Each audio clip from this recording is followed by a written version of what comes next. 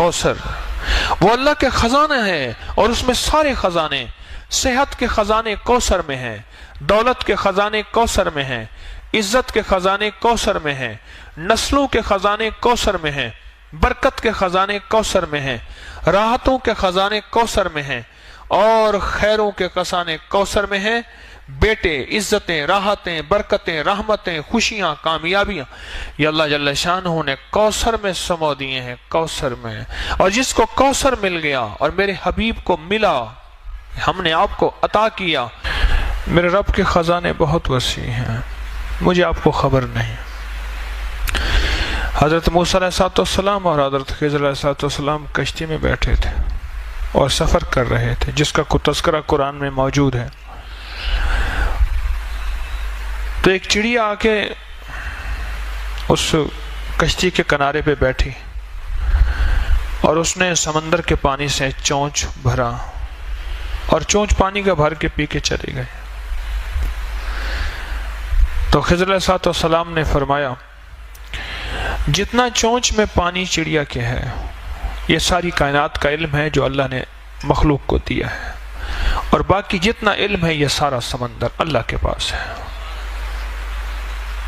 میرے اللہ کے پاس یہ جو سمندر ہے، یہ میرے اللہ کے پاس علم ہے، میرے اللہ کا علم اتنا ہے، اور میرے اللہ کی طاقت اتنی ہے، اور میرے اللہ کی قوت اتنی ہے،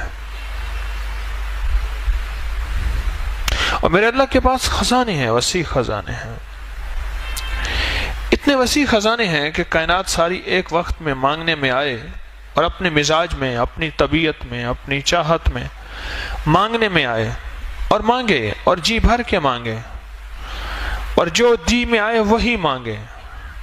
میرا رب سب کو دے، سب کی سنے، اور سب کی سننے کے بعد سب کو اپنے غیب کے خزانے سے جھولیاں بھر کے عطا کرے۔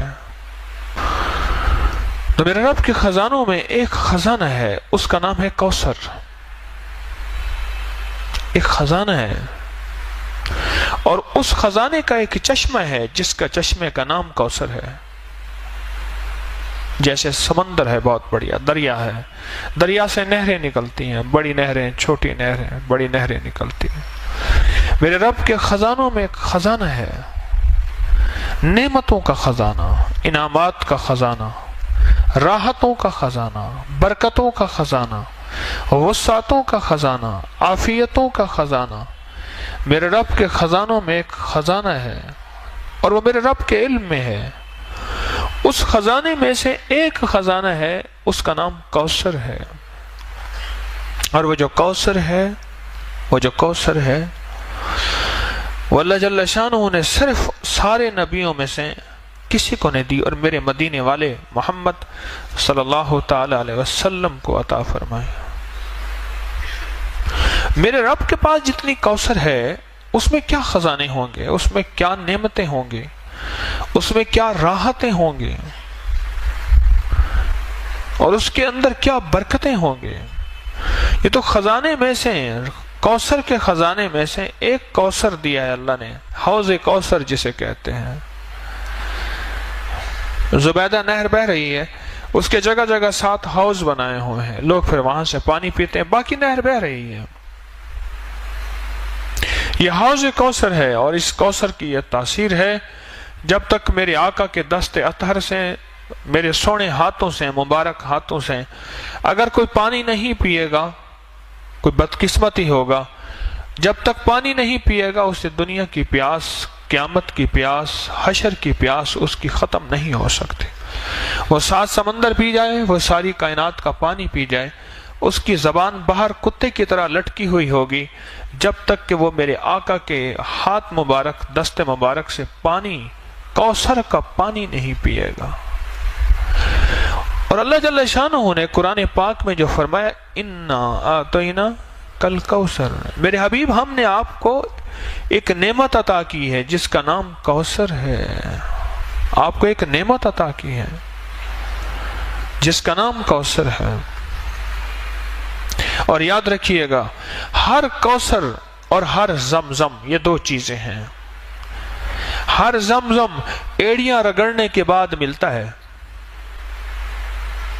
ہر زمزم ایڑیاں رگڑنے کے بعد ملتا ہے۔ ایڑیوں سے مراد قربانی، کبھی مزاج کی، کبھی طبیعت کی، کبھی چاہتوں کی، کبھی محبتوں کی قربانی۔ اور قربانی کا سب سے پہلا سبجیکٹ گھر سے شروع ہوتا ہے اور بیوی سے شروع ہوتا ہے، اس میں پہلے میں ہوں۔ سب سے پہلا سبجیکٹ قربانی کا گھر سے شروع ہوتا ہے اور بیوی سے شروع ہوتا ہے۔ کوئی بھی زمزم ایڑیاں رگڑے بغیر نہیں ملتا۔ چھوٹا سا بیگ اٹھا کے ادھر رکھ دیا، ایک پل میں چراغ پا ہو گیا، تو کیا زمزم لینے آیا ہے؟ ایڑیاں رگڑے بغیر زمزم نہیں ملے گا۔ اور ذہن میں رکھیے گا، یہ امت قربانی کی متحمل نہیں ہے، پھر اللہ چھوٹی چھوٹی ان چیزوں سے ایڑیاں رگڑوا کے زمزم دے دیتا ہے۔ ان چھوٹی چھوٹی چیزوں سے۔ کھانا میرے ذوق کا نہیں، سونا میرے ذوق کا نہیں، رہنا میرے مزاج کا نہیں، میری طبیعت چاہتی ہے میں غسل خانے میں پانی کے شاور کے نیچے کھڑا رہوں، ادھر باہر لائن لگی ہے، ادھر طبیعت کو توڑ دیا، یہ ایڑی رگڑی جا رہی ہے۔ جی چاہتا ہے کھانا بہت کھانا کھاؤں گا پھر سو نہیں سکوں گا، یہ ایڑی رگڑی جا رہی ہے۔ جی چاہتا ہے کہ بس میں لیٹا رہوں، ادھر کہتے ہیں اٹھو ظہر کا وقت ہو گیا، اپنی طبیعت کو توڑا چھوڑا، گہری نیند آئی ہوئی، یہ ایڑی رگڑی جا رہی ہے۔ زمزم نکلنے کے لیے، زمزم پانے کے لیے ایڑیاں رگڑنا ضروری ہے۔ وہاں بڑی قربانیاں ہوئی تھیں، یہاں چھوٹی قربانیوں میں رب کی رحمتوں کا زمزم مل جاتا ہے۔ وہاں بڑی قربانیاں ہوئی تھیں، یہاں تو کوئی قربانیاں ہو ہی نہیں رہی۔ پل میں کریم نے چوتھی تراویح کے اندر روتی ہی بدل دی ہواؤں کی، ٹھنڈی ہواؤں چلا کے پورا حال ٹھنڈا کر دیا۔ دو چیزیں جس کو ملتی ہیں، میں عرض کر رہا تھا، ایک زمزم اور ایک کوثر، اس کے پیچھے قربانی ہے۔ میرے آقا مدینے والے کو جو کوثر دیا رب کریم نے، اس کے پیچھے قربانی ہے کہ قریش نے، مشرکین نے میرے آقا کو تانا دیا تھا آپ کے بیٹے نہ ہونے کا تانا دیا تھا، تو اللہ پاک نے فرمایا کہ میرے حبیب ہم نے آپ کو کوثر دے دیا۔ آپ نہیں سوچ سکتے کہ لفظ کوثر میں کیا ہے اور کوثر میں کیا ہے۔ یہ لفظ پھر سنیے گا، لفظ کوثر میں کیا ہے اور کوثر میں کیا ہے، آپ سوچ نہیں سکتے، آپ گمان نہیں کر سکتے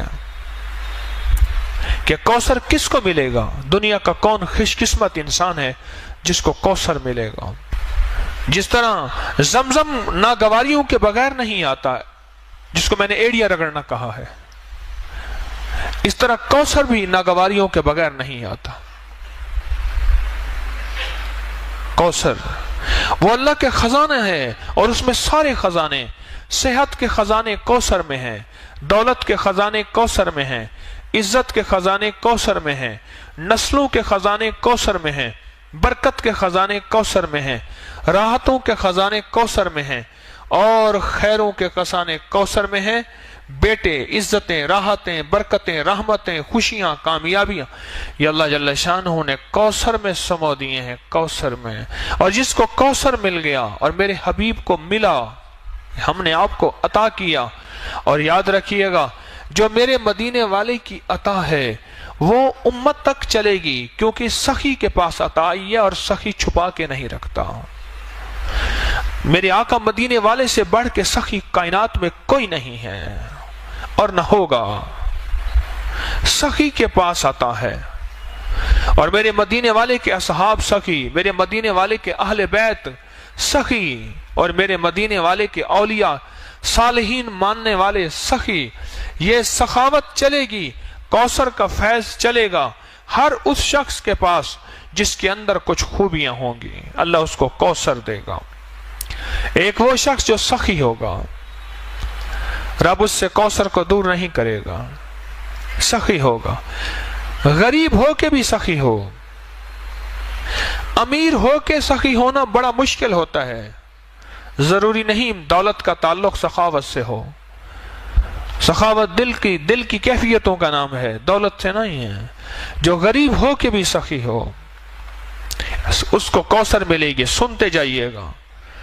جو غریب ہو کے بھی سخی ہو اور امیر ہو کے بھی سخی ہو، سخی کو کوثر ملے گا، ایک سخی کو ملے گا۔ اور دوسرا اس شخص کو کوثر ملے گا جس کا تعلق زبان کی مٹھاس کے ساتھ ہوگا. بد مزاج بد زبان شخص کوثر سے محروم ہو جائے گا. اللہ یہ چیز پہلے مجھے عطا فرمائے، میں اس کا بہت زیادہ محتاج ہوں. بد مزاج بد زبان شخص کوثر سے محروم ہو جائے گا. گالیاں دینے والا، بات بات پہ اللہ سے مانگا کریں والا میری زبان سے گالیاں ختم کر دیں. اللہ مجھے جتنا غصہ آئے اللہ میری زبان سے گالیاں ختم کر دیں. اللہ میری زبان کو گالیوں سے پاک کر دیں. بد مزاج بات بات کے اوپر برہم ہونے والا، لڑنے والا، توڑ پھوڑ کر دینے والا، مارنے والا کوثر سے محروم رہے گا. حلیم مزاج کوثر کو پائے گا، سخی کوثر کو پائے گا، حلیم کوثر کو پائے گا. جس کے اندر حلم ہوگا وہ کوثر کو پائے گا. میں اس کی وضاحت کرتا ہوں کہ کوثر کو کیسے پائے گا. اور تیسرا معاف کرنے والا کوثر کو پائے گا. جو تجھے محروم کرے تو اسے عطا کر، جو تجھ پہ ظلم کرے تو اسے معاف کر. معاف کرنے والے کو رب کوثر عطا فرمائے گا. کتنے لوگ ایسے تھے بہن بھائی آپس میں الجھے ہوئے تھے، میں نے کہا چھوڑ دے جائیداد، رشتہ نہ توڑ، رشتے کو بچا لے. جائیداد کا حصہ چھوڑ دے، زمین کا حصہ چھوڑ دے. میرے کہنے پہ چھوڑ دیا اس نے. کئی اتنے تھے جنہوں نے نہیں چھوڑا، ان کی اپنی مرضی ہے. کئی اتنے تھے جنہیں میرے کہنے پہ چھوڑ دیا. میں نے کہا نہ الجھ، رشتے پھر نہیں آئیں گے، یہ چیزیں پھر آ جائیں گے. اگر نہ بھی ملیں تو اس کا صلہ تیری نسلوں میں ملے گا. اس نے چھوڑ دیا جائیداد، زمین، دکان، مال، چیزیں، تقسیم میں نہیں لیتا. مجھے کہنے لگے جی مجھے دیتے ہیں زبردستی. میں نے کہا جو اگر دیتے ہیں تجھے زبردستی لے لے، اگر پورا نہیں دیتے ایک تو ان سے شکوا نہ کر، ایک ساری زندگی شکوا نہ کر. اگر ساری زندگی شکوا کیا پھر بھی برکت ختم ہو جائے گی. ادھر بیٹھا شکوا کیا، ادھر بیٹھا شکوا کیا، پھر تو مجبوری والا معاملہ ہوا.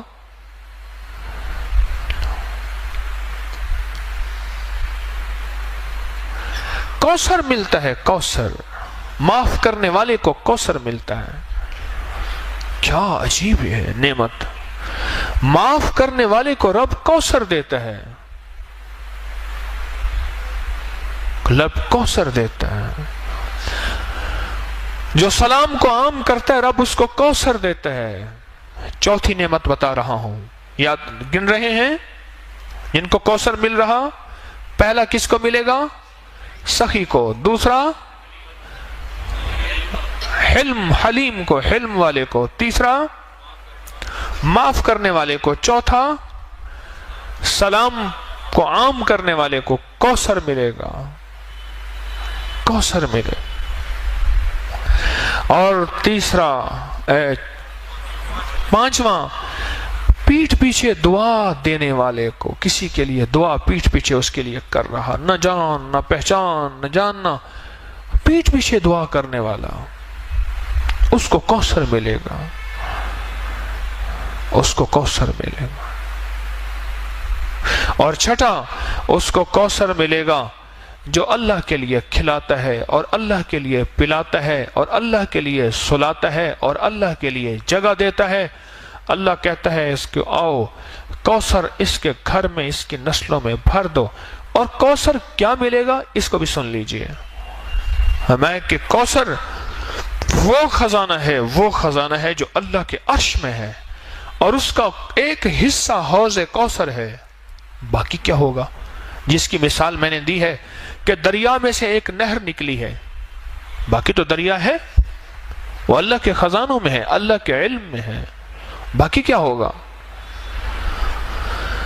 جو شخص یہ خوبیاں اختیار کرے گا، ان خوبیوں پہ محنت کرے گا. یہ محنت ہوتی ہیں خوبیاں، ان پہ محنت ہوتی ہے.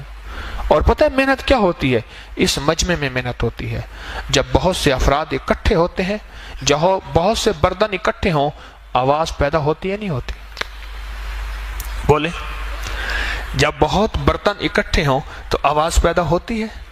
اسی مجمع میں محنت کرتا جاؤ کرتا جاؤ کرتا جاؤ. اسی مجمع میں، یہ تربیت کا مجمع ہے، یہ تعلیم کا مجمع ہے، یہ تعلم کا مجمع ہے، اور یہ سفر ترقی کا مجمع ہے. اس پہ اپنے اوپر محنت کرتا جاؤ کرتا جاؤ کرتا جاؤ کرتا جاؤ.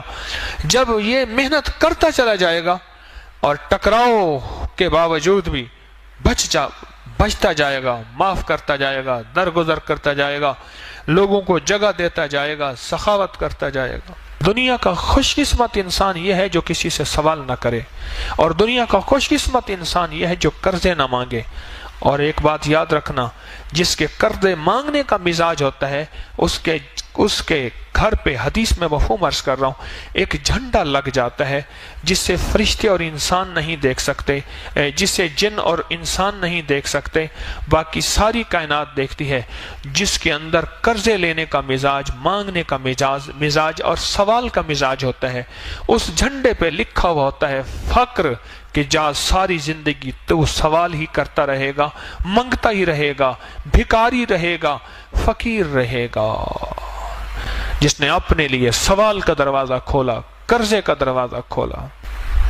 یہ 6 لوگ ہیں جو کوثر کے مستحق ہیں، اور ان کی نسلوں میں جب کوثر آ جائے گا، ان کی نسلوں میں اللہ فقر، فاقے، غربت، تنگ دستیاں اللہ نہیں دے گا. اللہ بیٹوں والی نعمتیں، رزق والی نعمتیں، صحت والی نعمتیں، عافیت والی نعمتیں عطا فرماتا جائے گا، فرماتا جائے گا، فرماتا جائے گا.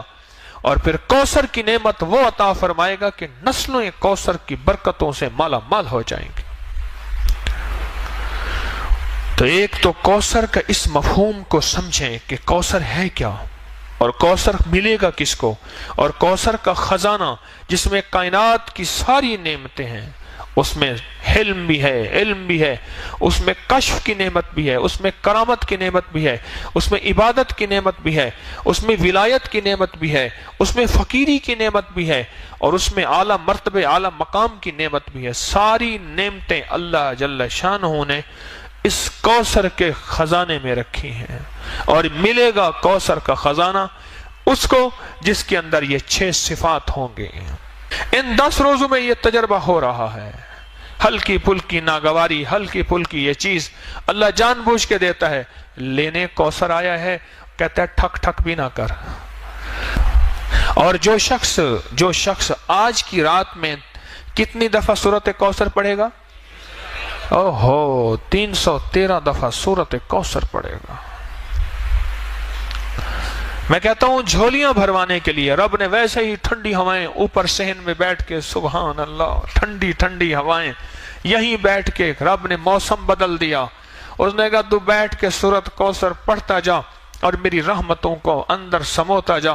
سورۃ کوثر 313 دفعہ، اول آخر درود پاک 3 بار، 7 بار، 11 بار، اور سورۃ کوثر کے ساتھ ہر دفعہ بسم اللہ الرحمن الرحیم. یہ تو رزق کے خزانے اور برکتوں کے خزانے اور کبھی ختم نہ ہونے والی تھیلی اور جھولی، اس کے لیے آخری عمل ہے. ابھی پڑھ لے، تہجد سے پہلے پڑھ لے، بہرحال صبح سے پہلے پڑھ لے. اس عمل کو انوکھا عمل ہے 313 کا، اور یہ آج کی رات کا عمل ہے. آج یہ عمل کر لیں. کوثر، ایک تو کوثر کو پانے کے لیے 6 صفات اپنے اندر ہم پیدا کریں اور اس میں محنت کریں. اور تسبیح خانے میں اللہ نے ویسے ہی بھیج دیا ہے، تسبیح خانے میں اللہ نے ویسے بھیج دیا، اور تسبیح خانے میں بھیج کیا اپنے اوپر محنت کریں. اور بعض اوقات یہ 6 صفات کے اندر کی ناگواریاں آئیں گی، ان ناگواریوں کو اللہ کے لیے برداشت کرتا جا کرتا جا کرتا جا. اس میں اللہ پاک جل شانہ تجھے اور تیری نسلوں کے لیے کوثر کے فیصلے کر دیں گے. اور سچ بتاؤں، جس کے لیے کوثر کے فیصلے ہو جائیں نا، اس کی نسلیں نہ فقیر ہوتی ہیں، نہ غریب ہوتی ہیں، نہ تنگ دست ہوتی ہیں، نہ بے حیا ہوتی ہیں. جس کے لیے کوثر کے فیصلے رب کر دے. میرے پاس ایک صاحب آتے ہیں، وہ لعاب اٹھا کے نا کتے پہ لگا دیتے ہیں، کتے کا کاٹا ٹھیک ہو جاتا ہے. سرگودا کے آگ ایک گاؤں ہے، وہاں سے آتے ہیں، بڑے عاشق ہیں، دیوانے ہیں، آل رسول ہیں، بالکل غریب سفید پوش آدمی ہیں، بالکل غریب. سفید پوش آدمی ہے. مجھے کہنے لگے آج تک ہمارے گھر میں ضرورت پوری نہ ہوئی ہو مجھے یاد نہیں ہے. دولت ہے نہیں، اللہ کھلاتا بھی ہے، پلاتا بھی ہے، سلاتا بھی ہے. رب نے عزت بھی دی ہے، عبادت بھی دی ہے، تسبیح دی ہے، اعمال بھی دیا ہے. اور رب نے ہمارے لعاب میں یہ تاثیر رکھی ہے کہ سانپ کا کانٹا ہے، بھیڑ کا کانٹا ہے، بچھو کا کانٹا ہے، کتے کا کانٹا ہے، شیر کا کانٹا ہے. کانٹے کے اوپر لعاب لگا دیں وہ ٹھیک ہو جاتے ہیں اسی وقت. اور مجھے کہنے لگے وہ صاحب کہنے لگے کہ ہمارے بڑوں نے سنا ہے کہ کوئی سورۃ کوثر کا عمل کیا تھا. بڑوں نے، ہم نے نہیں کیا. ذرا غور سے لفظ سنیے گا. ہمارے بڑوں نے سنا ہے کیا کیا تھا، کوئی سورۃ کوثر کا عمل کیا تھا. اس کی تاثیر چلی آ رہی ہے. اب وہ بڑوں میں کوئی پہلی نسل ہے، تیسری نسل ہے، پانچویں نسل ہے، ساتویں نسل ہے، اب یہ خبر نہیں. پر ہمارے بڑوں نے کوئی سورۃ کوثر کا عمل کیا تھا، اس کی تاثیر چلی آ رہی ہے. اور ہماری نسلوں میں اس کی تاثیر ہے. ہماری نسلوں میں اللہ ساری ہماری ضرورتیں عزت کے ساتھ پوری کر رہا ہے. اور ہمارے لعاب میں یہ تاثیر ہے، ہمارے بچے کے لعاب میں بھی یہ تاثیر ہے. کہنے لگے بعض اوقات گھر میں میں نہیں ہوتا تو میرا بچہ ہوتا ہے. وہ کہتے ہیں بیٹا یہاں تھوک دے. کہہ رہے ہمارا بچہ تھوک دیتا ہے، وہ تھوک مال دیتے ہیں، ان کا مسئلہ حل ہو جاتا ہے. ہمارے تو بچے کے تھوک میں یہ تاثیر ہے. کتنے خوش قسمت ہیں، تسبیح خانے میں آ کے آپ سوغاتیں، دولتیں اور نعمتیں سمیٹ رہے ہیں. آپ کتنے خوش قسمت ہیں. مجھے ایک بندہ کہنے لگا کہ میں نے کوئی پاکستان میں ایسی جگہ نہیں جہاں رمضان گزارنے کے چند دن نہ گزارے ہوں. کہنے لگے تسبیح خانے میں جب سے میں آیا ہوں